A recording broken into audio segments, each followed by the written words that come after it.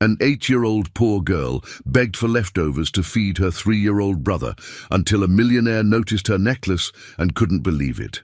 That necklace hid a devastating secret.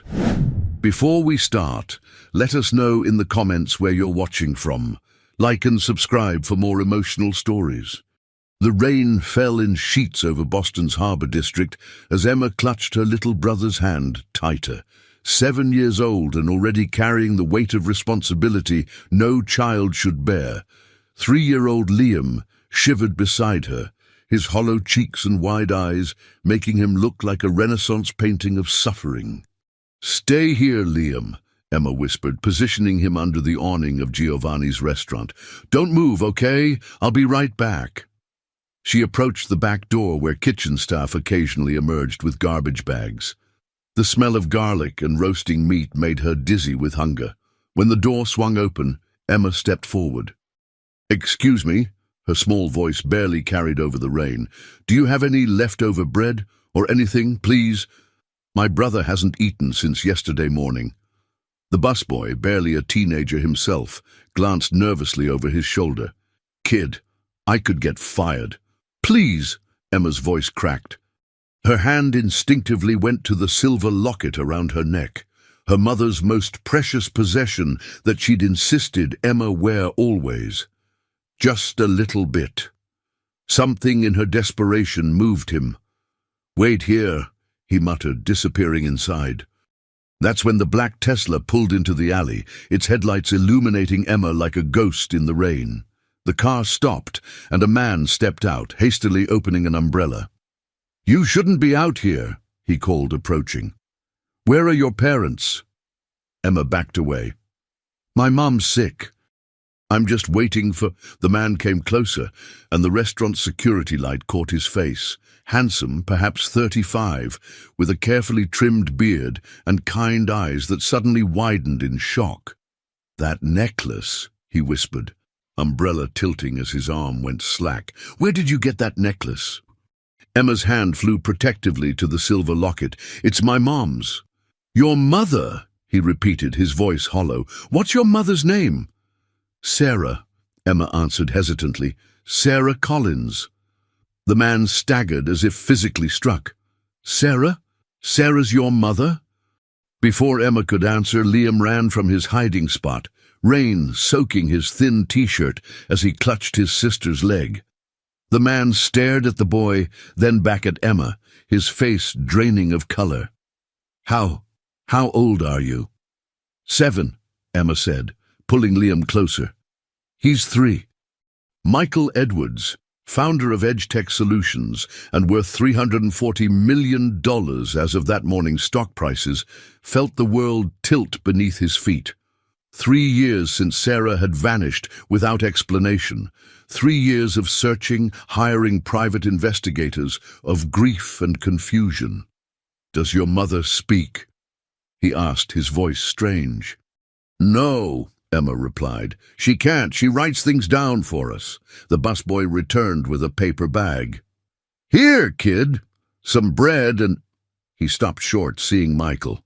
"I need to see your mother," Michael said, his eyes never leaving the children. "Right now." Emma hesitated, years of being warned about strangers warring with desperate hunger and the promise of help. "We live far." "I'll drive you," Michael said, gesturing to his car. "Please." "Why do you care about my mom?" Emma demanded with surprising fierceness.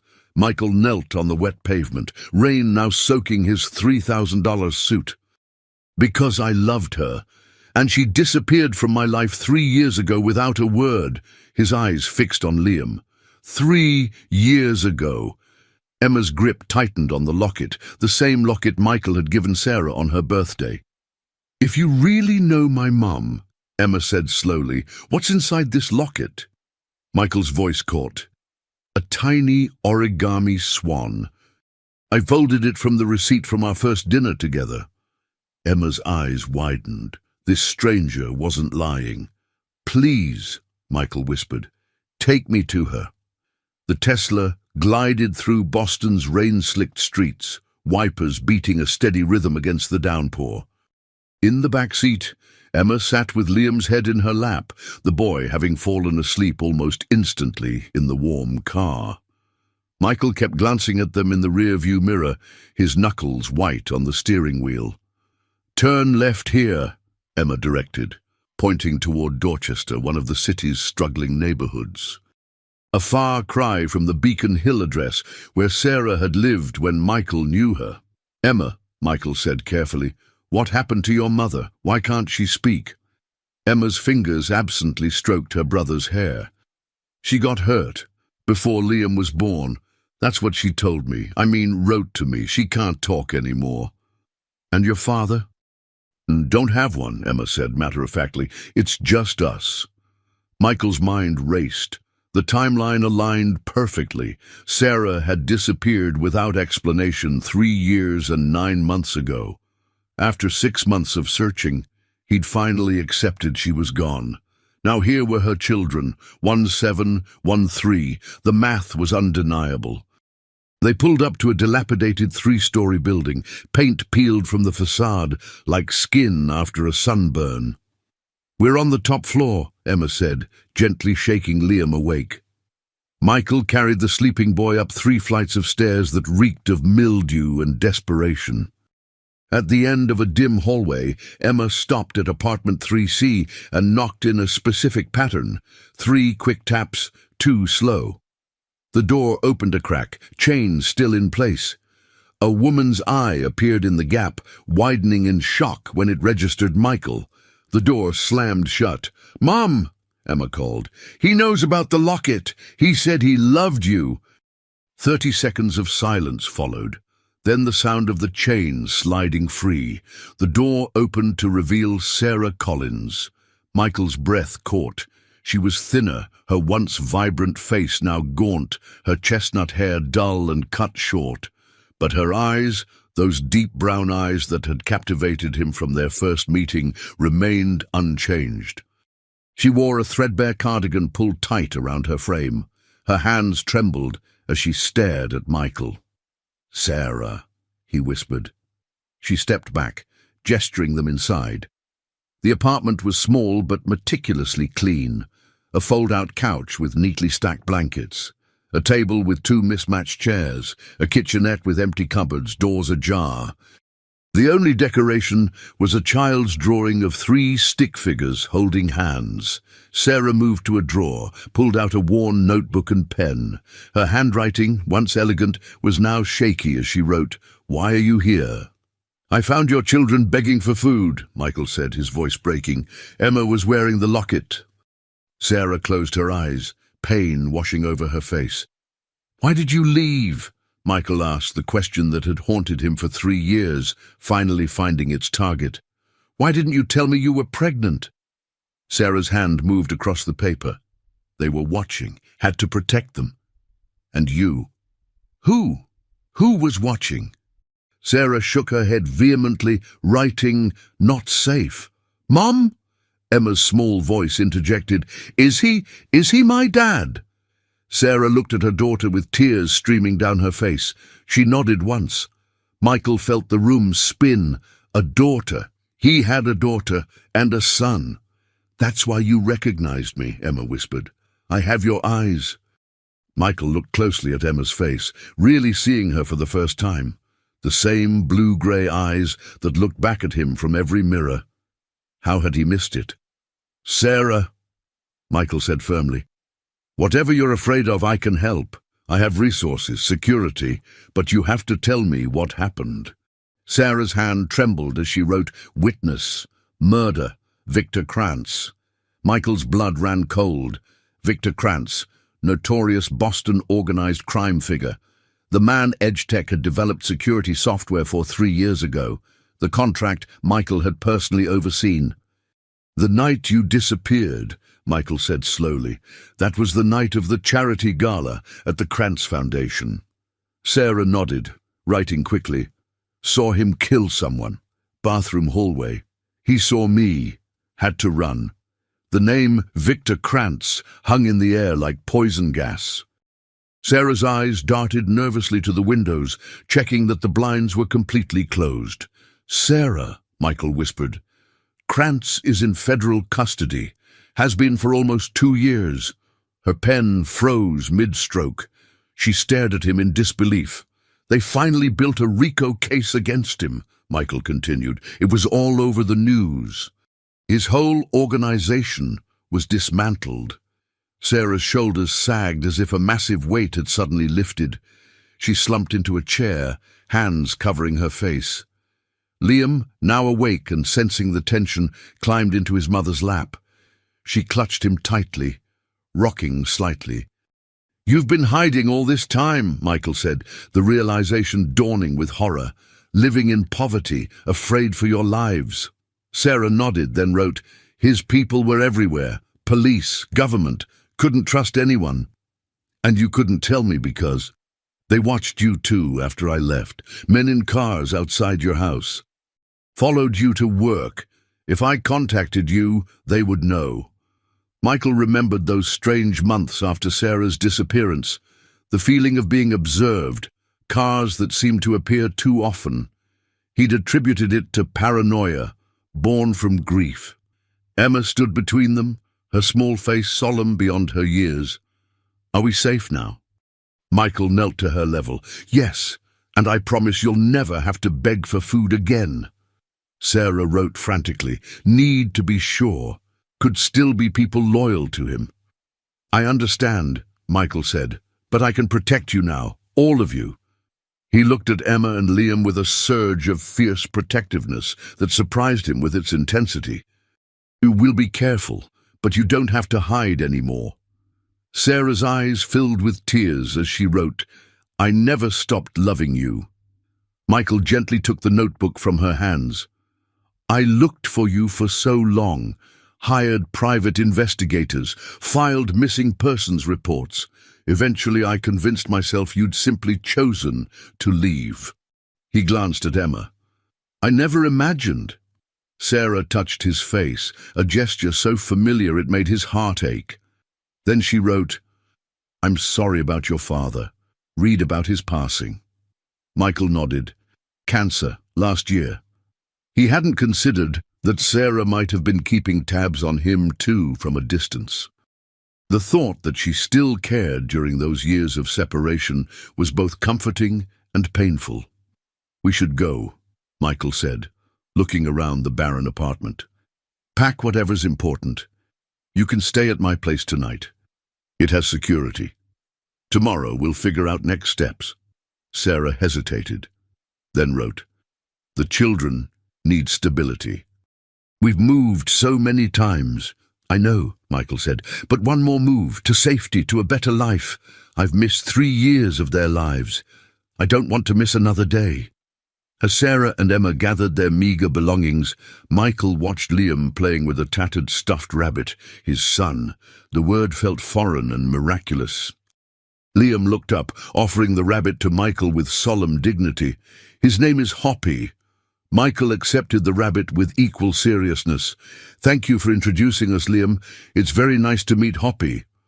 Liam smiled, a flash of sunlight in the dim apartment, revealing a gap where his front tooth was missing. Michael's heart constricted. Emma returned with a small backpack. "This is everything. Everything. Their entire lives packed into one child's backpack." As they prepared to leave, Sarah grabbed Michael's arm, her eyes intense as she wrote, "They can never know who Emma and Liam really are. Not yet. Need to be careful." Michael nodded. "We'll create a cover story. Take things slowly, I promise." Outside, the rain had stopped. Stars peeked through breaks in the clouds as they walked to Michael's car. Emma held her mother's hand on one side and Michael's on the other. For a moment, they looked like any normal family returning from an evening out.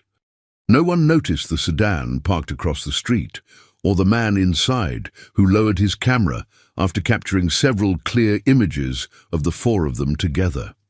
Dawn broke over Boston Harbor as Michael stood at the floor-to-ceiling windows of his penthouse, watching the first fishing boats heading out to sea. Behind him, Sarah and the children slept in the guest rooms, safe for the first time in years. His phone buzzed with a text from his head of security, former FBI agent Diane Reynolds. Background checks complete. Sarah Collins has no official record since disappearing 3 years, 9 months ago.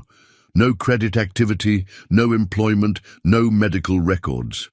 It's like she became a ghost, Michael typed back, and Krantz, still in maximum security. Trial for additional charges starts next month. But his nephew Marcus took over what's left of the family business. He's been keeping a low profile, supposedly legitimate now. Michael frowned. Marcus Krantz had always been the smarter, more controlled version of his uncle. If anyone could rebuild the Krantz empire from the ashes, it would be Marcus. A small sound made him turn. Emma stood in the hallway, hair tousled from sleep, eyes wide as she took in the luxury around her. "Is this all yours?" she asked. Michael nodded. "Would you like some breakfast?" In the kitchen, Emma perched on a bar stool while Michael prepared pancakes, stealing glances at his daughter. She had Sarah's delicate features, but his coloring and stubborn chin. "Did you really not know about us?" Emma asked suddenly. Michael flipped a pancake before answering. "No. If I had, I would have moved heaven and earth to find you." "Mom used to cry at night," Emma said matter-of-factly. "When she thought I was asleep, she had a picture of you she kept in a book." Michael's throat tightened. "Emma, I need to ask you something important. Did anyone ever approach you or your mother? Anyone suspicious?" Emma considered this. "We moved a lot. Mom was always watching for something. Sometimes she'd pack our stuff in the middle of the night, and we'd leave before morning." She paused. "There was a man once, at my school in Philadelphia. He asked me questions about my mom." "What kind of questions?" "If she talked, where we lived, stuff like that." Emma shrugged. "I didn't tell him anything. Mom taught me not to talk to strangers." Michael made a mental note to have Diane check for any Krantz connections in Philadelphia. Sarah appeared in the doorway, Liam balanced on her hip. She looked younger in the morning light, some of the tension gone from her face. She set Liam down and reached for the notepad Michael had left on the counter. "He looks just like you when he sleeps." Michael smiled, passing plates of pancakes to the children. "We need to talk about next steps. Security arrangements." Sarah nodded, writing, "Marcus Krantz, more dangerous than Victor, smarter, patient." "You know about Marcus?" She nodded grimly. "I've been thinking," Michael said, lowering his voice, "we should leave Boston. I have a house in Vermont, remote, secure. We could go there while we figure things out." Sarah's face clouded. She wrote, "Running again. The children need stability." "Just temporarily," Michael assured her, "until we know it's safe." "I can work remotely. We could enroll Emma in the local school." Emma looked up from her pancakes. "I haven't been to school in months." Michael and Sarah exchanged pained glances. "Vermont has excellent schools," Michael said, "and woods to play in. Maybe even get a dog." Liam's eyes widened. "A dog, really?" It was the most animated Michael had seen him. "Really? Any kind you want?" Sarah wrote, "How soon?" "I need a day to make arrangements. We'll leave tomorrow morning." After breakfast, while the children explored the penthouse under Sarah's watchful eye, Michael made calls to his executive team, announcing an indefinite leave of absence. To his lawyer, to begin paperwork that would legally establish his paternity. To a private security firm specializing in witness protection. By afternoon, the plan was set. They would drive to Vermont the next day, with a security detail following discreetly. Michael's estate manager was already preparing the house, stocking it with everything they might need. When he finished, he found Sarah sitting alone on the balcony, watching the children who were napping inside. She'd found his iPad and typed a longer message than her handwritten notes allowed. "I never told them about you because it was too dangerous, but also because it hurt too much. I thought I'd never see you again. Thought you'd have moved on, married someone else by now." Michael sat beside her. "There were relationships, nothing serious. I think part of me was still waiting for an explanation." He hesitated. "What happened to your voice?" Sarah took the iPad back. "Attack. 2 months after I left. They found me in Chicago. Strangled me. Left me for dead. Damaged my vocal cords permanently. That's when I knew they would never stop looking." Michael fought back rage at the thought of Sarah, pregnant and alone, fighting for her life. "Did you see who attacked you?" She shook her head, typing, "Masked, professional. I was lucky. Neighbor heard struggle and called police. After hospital, I changed identity again, moved to Detroit." "And that's where Liam was born?" She nodded. Michael reached for her hand. "I wish I had been there." Sarah's eyes filled with tears as she typed, "I wish that every day."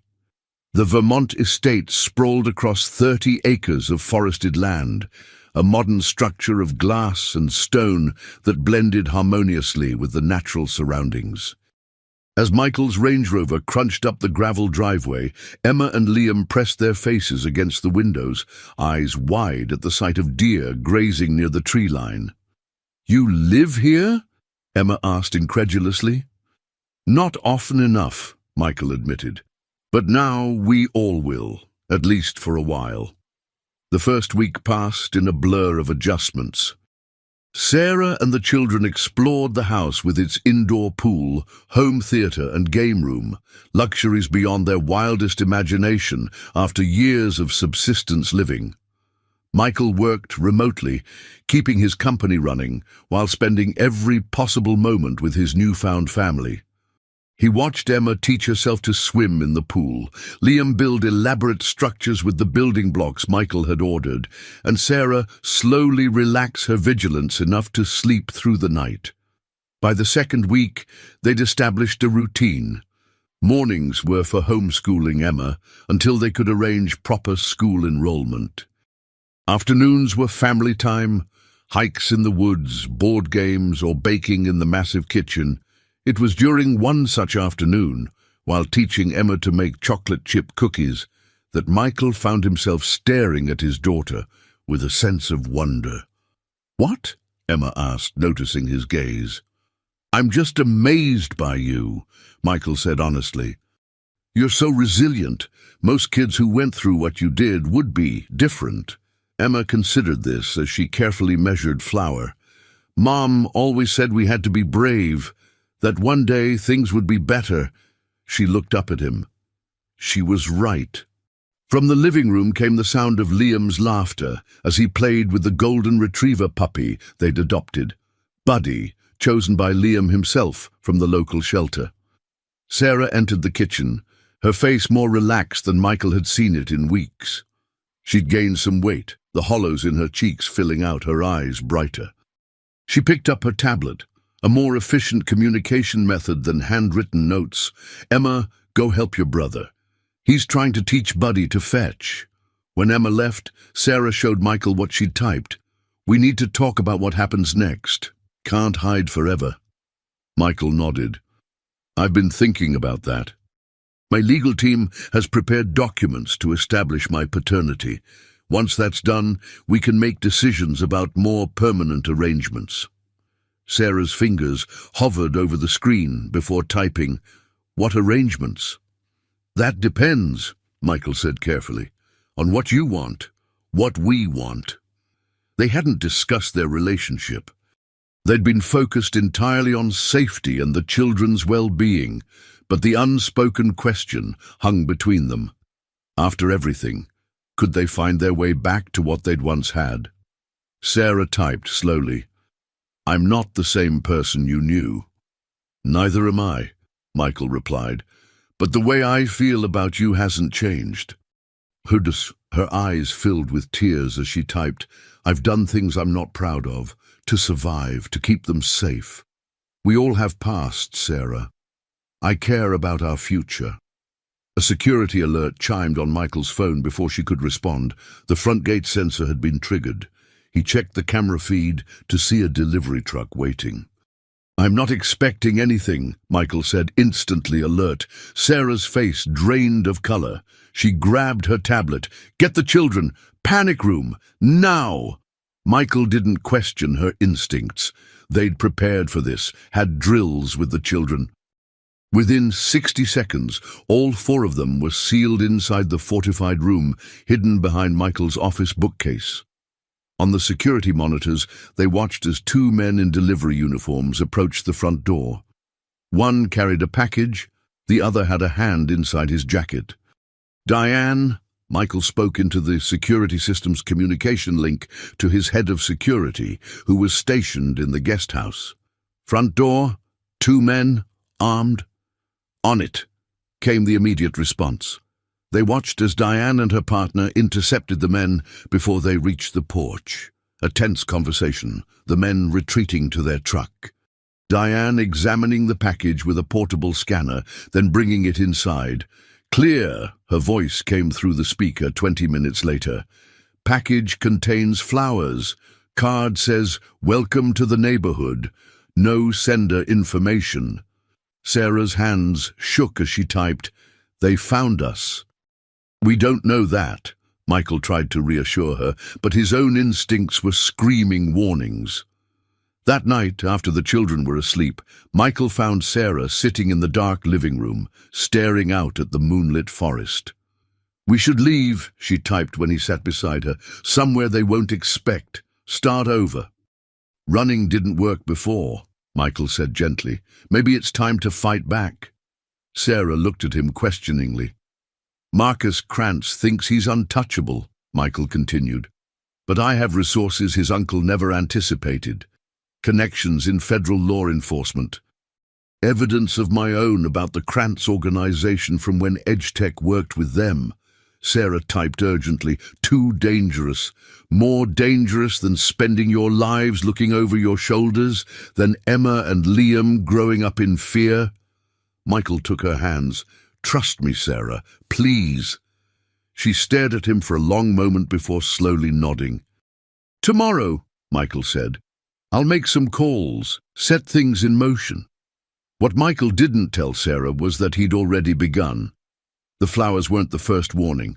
There had been others. A suspicious pattern of network probes against EdgeTech's servers. A black sedan parked near the estate's outer perimeter 2 days earlier. Marcus Krantz was making his move, but Michael had made his first.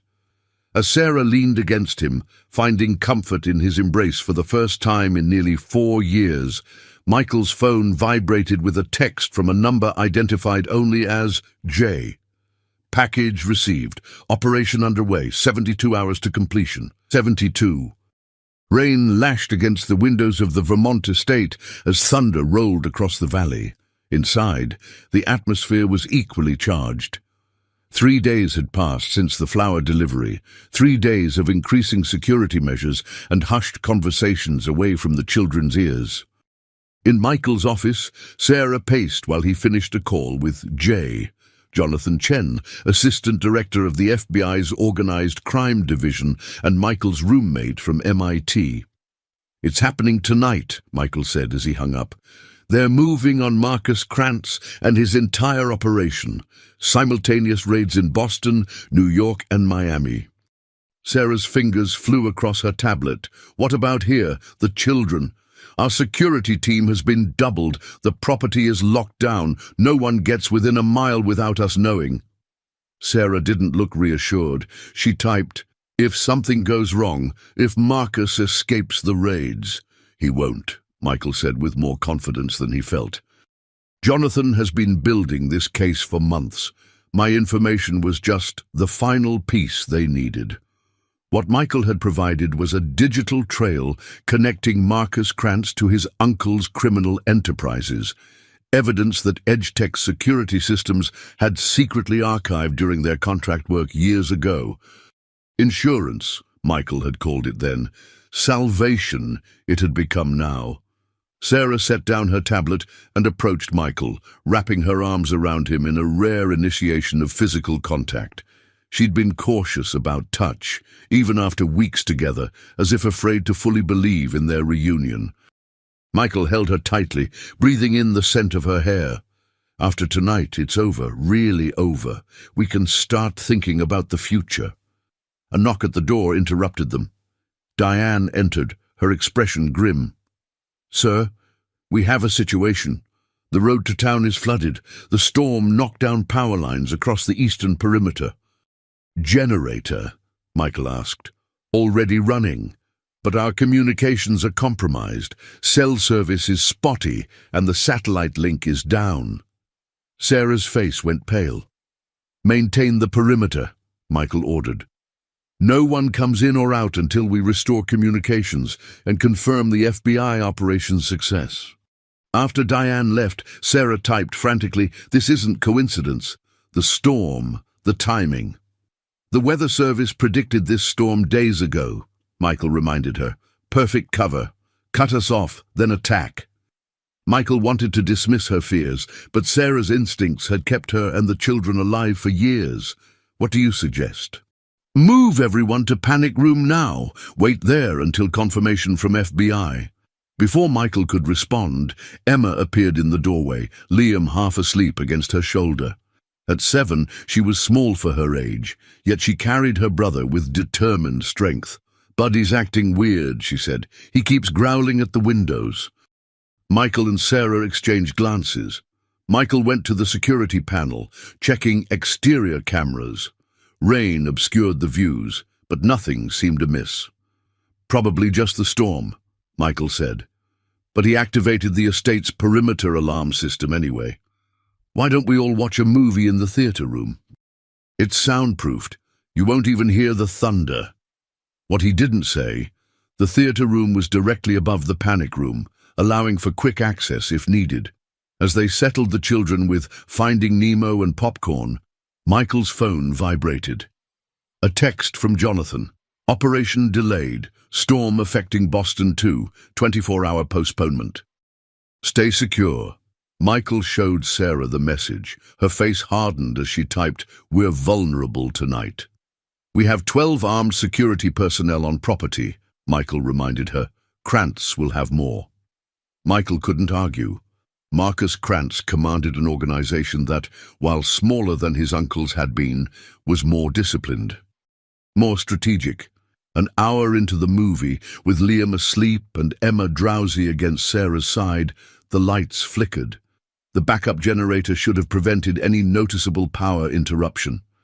Michael slipped out to check with security. In the hallway, he found Diane. "Generator's been tampered with," she reported quietly. "We're on battery backups now, 30 minutes max. Position. Motion sensors triggered at north and west boundaries. Team is responding, but visibility is near 0 in this rain. Get everyone inside the main house. Defensive positions." As Diane moved to comply, a deafening crack split the air, not thunder but an explosion at the front gate. The attack had begun. Michael rushed back to the theater room. "We need to move, now." Sarah was already gathering Liam, who remained asleep, while Emma stood alert, sensing the tension. "Where's Buddy?" Emma asked as they hurried toward the panic room. The dog had been with them in the theater, but now was nowhere to be seen. "He probably hid when he heard the noise," Michael said, ushering them forward. "He'll be okay." As they reached his office, a cacophony of gunfire erupted outside. Sarah clutched Liam tighter while Emma pressed against her side. Michael activated the bookcase mechanism, revealing the panic room entrance. Inside. Quickly. As Sarah and the children entered, Michael heard Diane's voice over his earpiece. "Perimeter breached. Multiple hostiles. Requesting immediate..." Her transmission cut off with a burst of static. Michael had seconds to decide. Stay with his family in the panic room or help his security team fight off the attackers. From inside, they could call for help, but with communications compromised, it might not come in time. Sarah stood in the panic room doorway, her eyes wide with fear and something else. Understanding. She knew what he was considering. "I'll be right back," Michael promised, pressing the tablet into her hands. "Lock it behind me. Don't open for anyone but me. The password is Emma's birthday." Before she could protest, he leaned in, kissing her with all the love and regret of 4 lost years. Then he turned and ran toward the sound of gunfire, the panic room door sealing shut behind him. Outside, through rain and darkness, shadowy figures moved across the grounds. Michael grabbed a gun from the fallen security guard in the hallway and prepared to defend the only thing that mattered, the family he'd just found and might now lose again. Michael moved silently through the darkened house, the security guard's weapon heavy in his hand. Rain hammered against the windows, masking his footsteps but also obscuring potential threats. From his earpiece came only static. Communications were completely down. At the east wing window, he glimpsed the situation outside.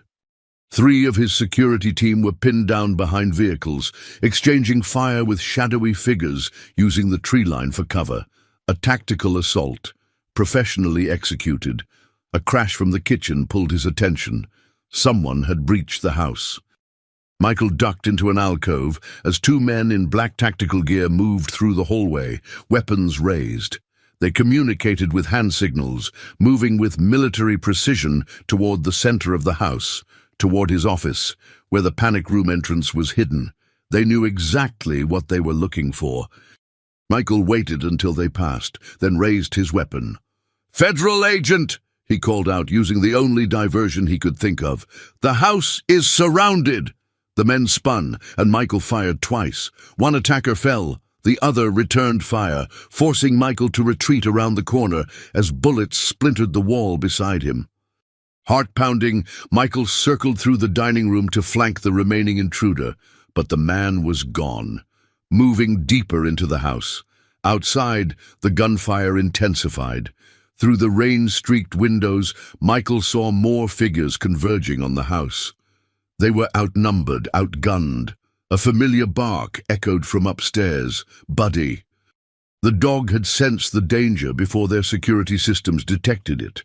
Michael took the stairs 2 at a time, following the sound to Liam's bedroom.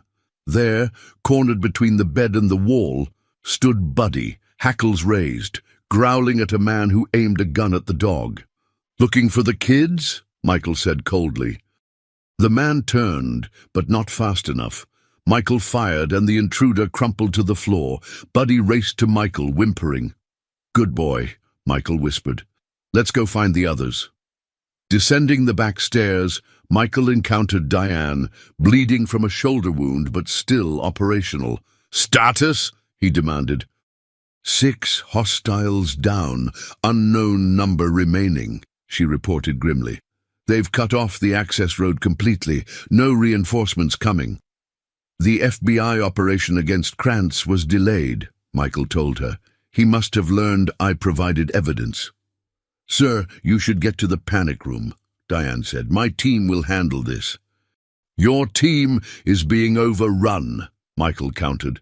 "We need a different strategy." He thought quickly. "The boat! We have the speedboat docked on the lake." Diane nodded in understanding. "Extraction via water, but we need to clear a path to the dock." "Create a diversion at the front," Michael instructed. "Make it look like we're trying to escape by vehicle. I'll get my family to the boat." As Diane moved to execute the plan, Michael returned to his office. The bookcase concealing the panic room looked undisturbed. He entered Emma's birth date on the hidden panel, 03-17-18. The door slid open to reveal Sarah holding a security baton, ready to strike. Relief flooded her face when she saw Michael. Emma and Liam huddled behind her, the boy clutching his stuffed rabbit. "We have to move," Michael said urgently. "The house is compromised."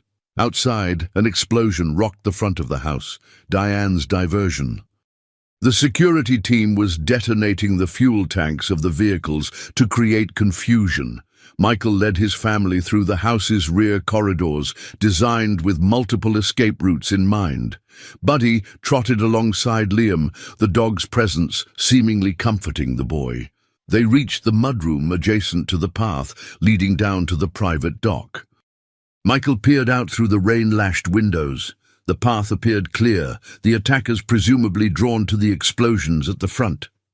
"It's 200 yards to the dock," Michael explained. "Stay low, stay together." Sarah clutched Liam to her chest while Emma pressed close to Michael's side. Her small hand found his, squeezing with surprising strength. "Ready?" Michael asked. Sarah nodded, determination hardening her features. They burst into the rain, instantly soaked as they raced down the slippery path. Michael kept his weapon ready, scanning for threats, but the storm provided perfect cover. The path dipped into a wooded area, concealing them further. Just as the dock came into view, headlights swept the area. A vehicle was approaching along the shoreline service road. "Hide!" Michael hissed, pulling them into the underbrush. A black SUV stopped near the dock and two men emerged, checking the boat. They'd anticipated this escape route. Sarah tugged his sleeve, pointing urgently across the lake. Through the rain, Michael could just make out lights on the opposite shore, a neighboring property. "Too far to swim," Michael whispered, "especially with the children." Emma spoke up, her voice barely audible over the rain. "The rowboat, Dad. Remember, in the boathouse." Michael had forgotten the small aluminum rowboat kept in the tiny boathouse 50 yards down the shore, a distance they might be able to reach undetected. The boathouse crouched at the water's edge like a hunched animal, its weathered boards barely visible through the downpour. Michael ushered his family inside, closing the door behind them as silently as possible. "Stay here," he whispered, settling them in the darkest corner. "I'll check if we're clear." The interior smelled of damp wood and fish. Moonlight filtered through cracks in the walls, illuminating the aluminum rowboat suspended from ceiling hooks. Beneath it, a narrow dock extended into the water. Michael peered through a gap in the boards. The men at the speedboat remained in position, one smoking despite the rain, the other speaking into a radio. "2 guards on our boat," Michael explained quietly. "More probably on the way once they realize we're not in the house." Working together, Michael and Sarah carefully lowered the rowboat to the water, wincing at every creak of the pulley. Outside, rain continued to hammer the roof, masking their movements. Once the boat was positioned, Michael helped the children aboard, then Sarah. Buddy whined anxiously until Michael lifted him in too. "I'll push us out," Michael whispered, "then climb in. The current flows toward the opposite shore, which will help." Michael was about to open the boathouse door when headlights swept across the lake. Another vehicle was approaching along the shoreline road, moving slowly, searchlights probing the darkness. "Down!" Michael ordered. They hunched in the boat as the searchlight beam penetrated the boathouse through gaps in the walls, sweeping over them. For a heart-stopping moment, the light paused, then continued on. Michael waited until the vehicle had passed before easing open the door. Rain immediately gusted in, cold and insistent. "Now," he whispered, pushing the boat out into the churning lake. The current caught them immediately, stronger than Michael had anticipated. He scrambled to climb aboard as the boat lurched away from the dock, nearly capsizing before he could stabilize it. Sarah grabbed the oars, rowing with surprising strength, born of desperate necessity. She angled them away from the shoreline, using the darkness and rain as cover. Behind them, shouts erupted. They'd been spotted. "Keep going," Michael urged, taking one oar to help Sarah. Straight across. The lake, normally calm, had been whipped into whitecaps by the storm. The small boat pitched violently, taking on water with each wave. Liam began to cry softly, and Emma held him tighter. Gunfire cracked across the water, bullets splashing around them. The gunfire suddenly intensified, but not aimed at them. Michael risked a glance back to see new muzzle flashes from the direction of his estate. Diane and her remaining team had emerged, engaging the shoreline attackers. As they approached the opposite shore, lights flicked on in a boathouse. The door opened, and an elderly man emerged with a shotgun. "That's far enough," he called over the storm. "Please," Michael shouted back. "We have children. We need help." The man hesitated, then lowered his weapon. "Bring her in, quick." The elderly man, Harold Jenkins, according to the nameplate on his boathouse, led them to his home. Inside, his wife Martha was already preparing towels and blankets. "Landlines in the kitchen," Harold said. "Cell towers are down with the storm." While the Jenkins couple fussed over the children and Sarah, Michael called Jonathan's direct line. To his immense relief, it connected. "Where the hell have you been?" Jonathan demanded. "We've been trying to reach you for hours." "Krantz's men attacked my estate," Michael said tersely. "Communications were cut. What's happening with the operation?" "It's a mess," Jonathan admitted. "The storm delayed us, yes, but there's more. We have a leak. Krantz cleared out his main locations before we arrived." Michael's blood ran cold. "He knows everything." "Not everything," Jonathan countered. "He doesn't know we have his financial records, and he doesn't know about the witness we've been keeping in protective custody, the one who saw the same murder Sarah did." Michael nearly dropped the phone. "There's another witness. Marcus's ex-girlfriend. She came forward 6 months ago. Between her testimony and your evidence, we can still bring him down. But we need Sarah too." "I'm sending a helicopter as soon as the storm breaks," Jonathan said firmly. "We'll extract all of you to a secure location." "But Michael, Krantz won't stop coming. Not until Sarah testifies." Dawn broke over Lake Champlain, the storm clouds retreating to reveal a devastated landscape. Fallen trees blocked roads, power lines draped across flooded fields, and the charred remains of Michael's vehicles smoldered at the estate entrance. From the Jenkins Bay window, Michael surveyed the scene through binoculars.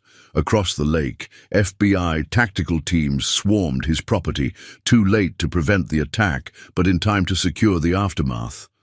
Michael's borrowed phone buzzed with a text from Jonathan, "Chopper inbound, 30 minutes northeast field." "They're coming for us," Michael announced. Sarah looked up sharply, her expression troubled. She wrote on her notepad, showing it to Michael. "Where are they taking us?" "Secure federal facility until Marcus is apprehended." She shook her head vehemently, writing, "Witness protection again. Children need stability." Before Michael could respond, Emma approached, her small face serious. "Are we running away again?" The directness of the question struck Michael like a physical blow. He knelt to her level. "Not running, just staying safe until some bad people are in jail. Like last time," Emma persisted, "when we left Philadelphia at night. And Detroit before that, and Chicago." Michael glanced at Sarah, who nodded permission to continue. "Yes, like those times, but different too, because I'm with you now. We're together." The sound of rotors thudded in the distance, growing louder.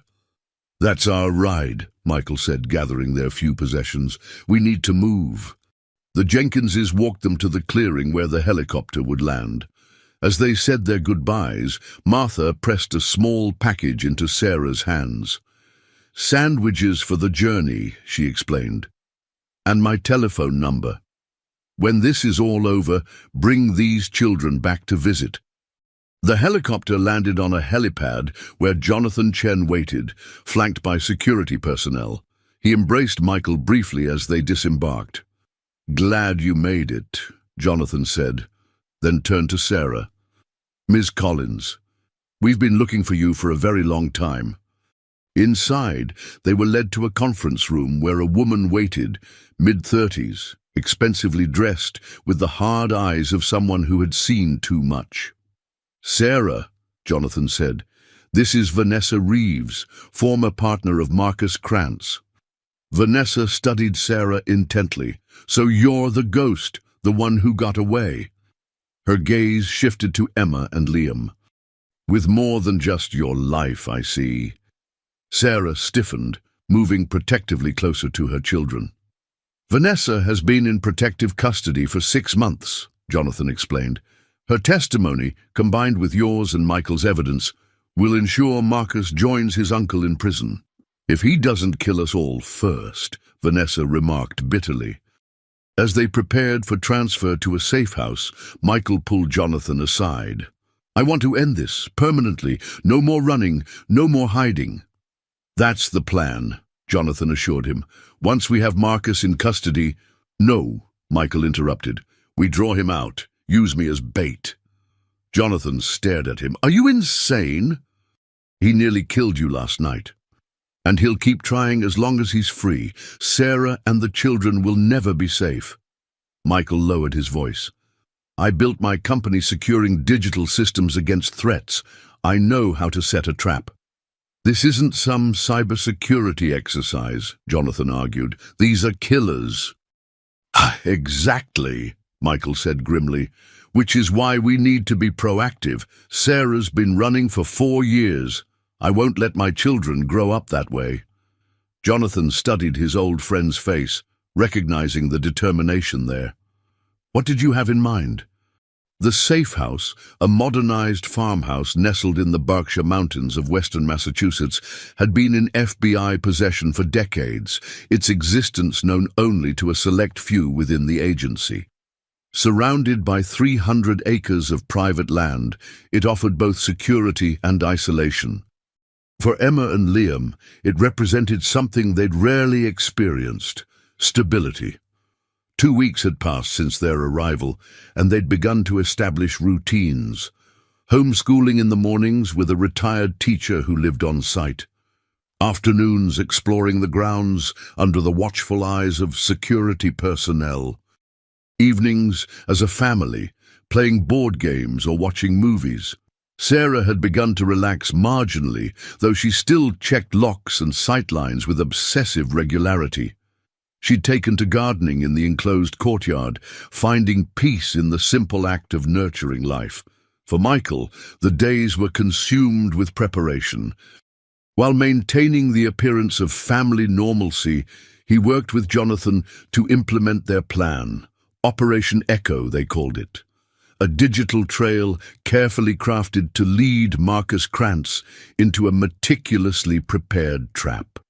Planting the financial records was the easy part, Michael explained to Sarah one night after the children were asleep.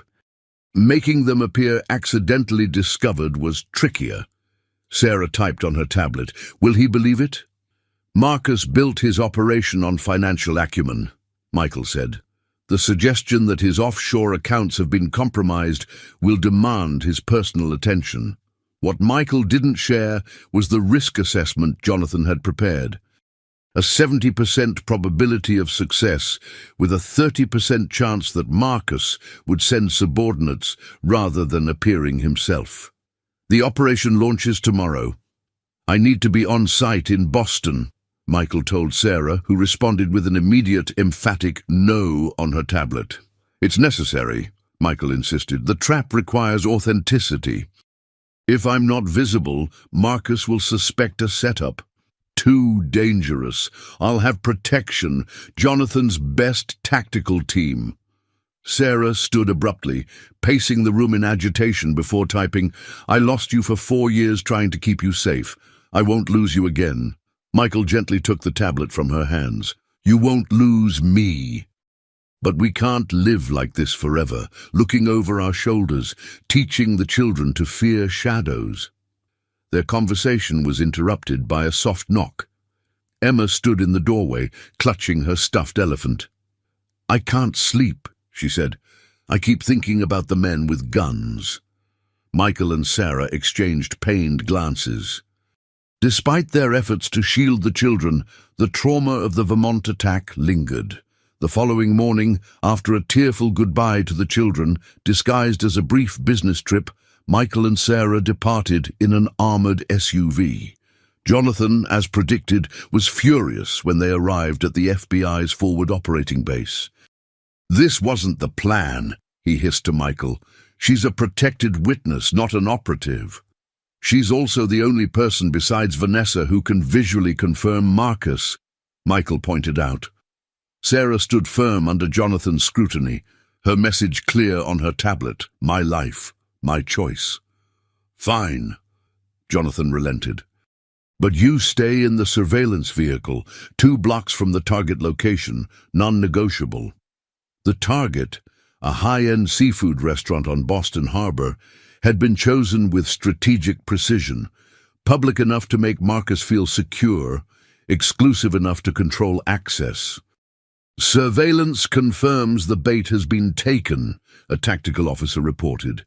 "Financial data was accessed from Krantz's secured server an hour ago." "He's coming himself," Vanessa predicted from her position beside the monitoring equipment. Marcus never trusts underlings with financial matters. As evening approached, Michael prepared to take his position. Before leaving, he took Sarah's hands. "Stay in the vehicle, no matter what happens." Sarah nodded, but something in her eyes made Michael uneasy. Inside the restaurant, Michael sat alone at his table, a portfolio of documents open before him, playing the role of the unsuspecting target with convincing authenticity. Then Sarah received a text message from Emma's tablet. "Mom, there's someone outside our window." The alarm is beeping. Sarah showed the text to Jonathan, his face drained of color. "Get the safe house on comms," he ordered an agent. "Full security alert." The agent's fingers flew across his keyboard. "No response, sir. Communications are down." "Team 2 is 20 minutes out," the agent reported. "They're redirecting now." Inside the restaurant, a waiter approached Michael's table. "Mr. Edwards, there's a call for you at the bar. They say it's urgent." This wasn't part of the plan. Cautiously, Michael rose and moved to the bar. The bartender handed him a phone. "Line 3, sir." "Hello, Michael." The voice was cultured, calm, and completely unfamiliar. "I believe I have something that belongs to you. Two things, actually. Small, noisy. Currently asking for their mother."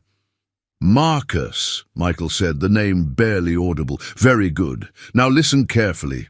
You're going to leave the restaurant, alone, no phone, no tracker. A blue sedan is parked at the south end of the promenade.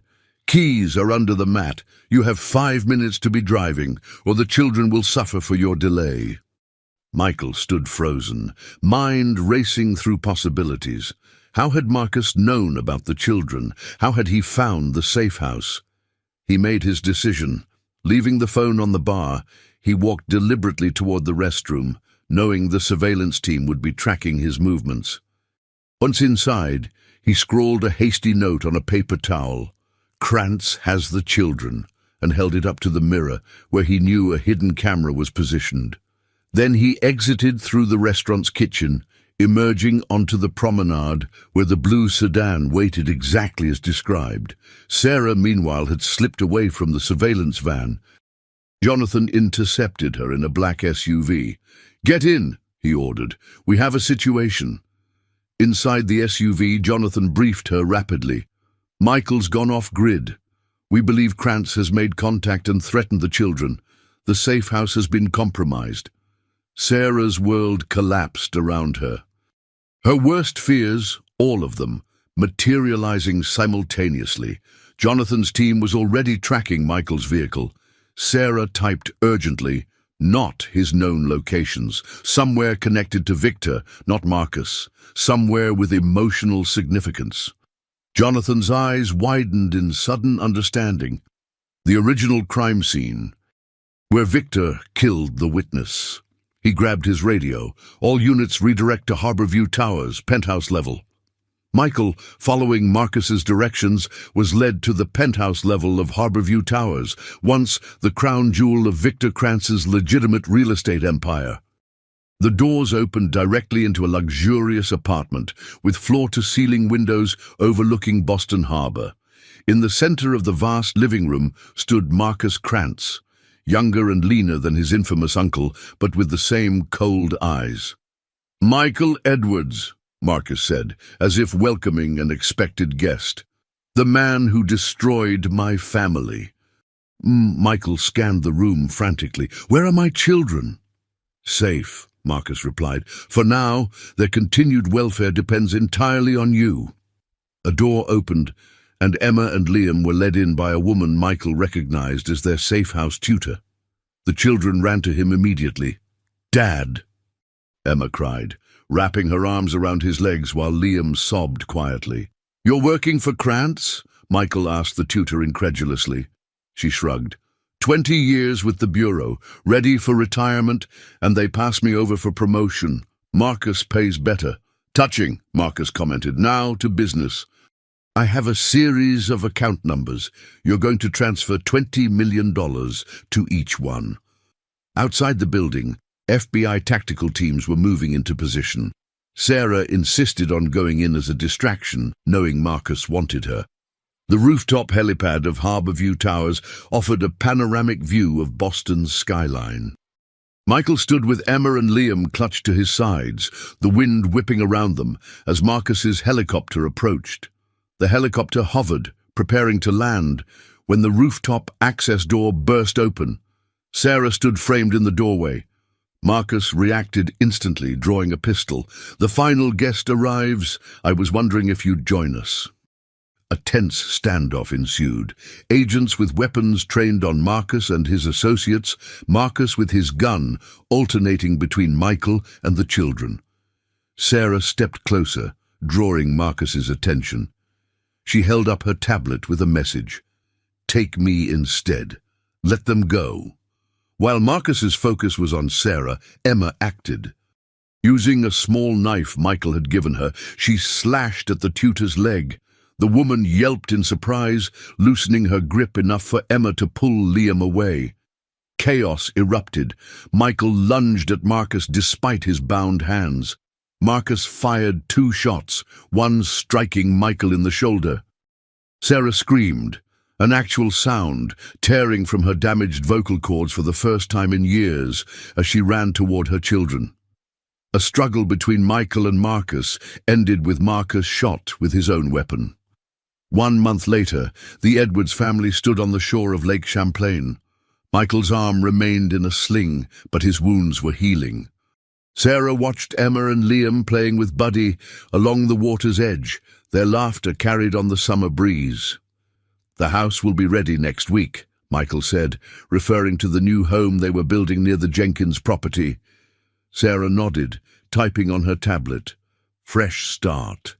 Sarah leaned against him, finding comfort in his embrace. They had finally found their way to safety, to home.